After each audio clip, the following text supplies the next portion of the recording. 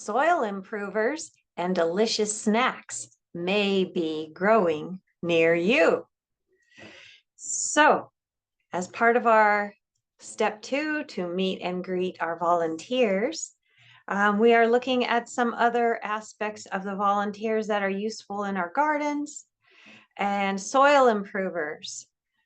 These plants may provide nitrogen, phosphorus, potassium, vitamins, minerals, organic matter, and feed the soil life. So having more plants in the garden is, in general, is a good thing.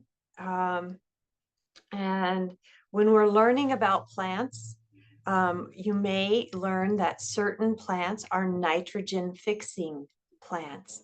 And that means they have bacterial colonies on their roots that put nitrogen into the soil. And so legumes and clovers are two well-known types of plants that do that. And legumes are peas and beans and lentils in that family, and also pigeon peas, which grow here in Southern California for they last for a few years. So they live to maybe 3 years old here, and they put out a lot of peas.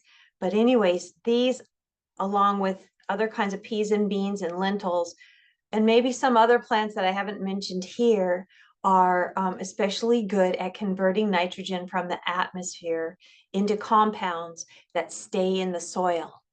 And so when we understand this, that we're getting nitrogen from these plants, we don't need to add nitrogens to our soil, right? And we'll see that the plants become very green as a result of having nitrogen fixing plants around them. So basically, these plants, their benefit is they're giving us free nitrogen that we don't have to go and buy.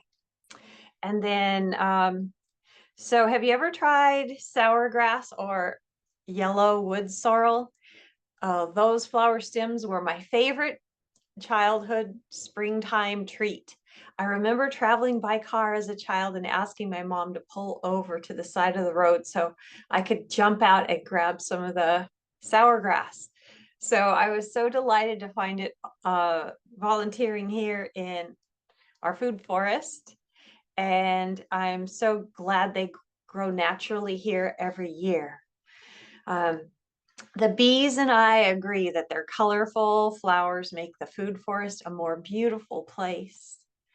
And in addition to fixing nitrogen, they add a soft green ground cover to the forest floor. And because they're acidic, I hope they'll help balance the pH of our alkaline soil over time. And then there are dynamic accumulators, deep-rooted plants that reach into the soil and mine minerals that other plants can't get, bringing them up to the surface.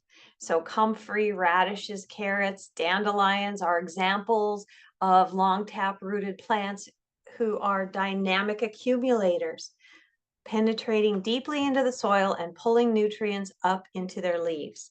And then as their leaves decompose, they will be a great addition to the soil. So it's like bringing nutrients up from the soil and onto the soil's surface. Sometimes trees will pop up by seed too.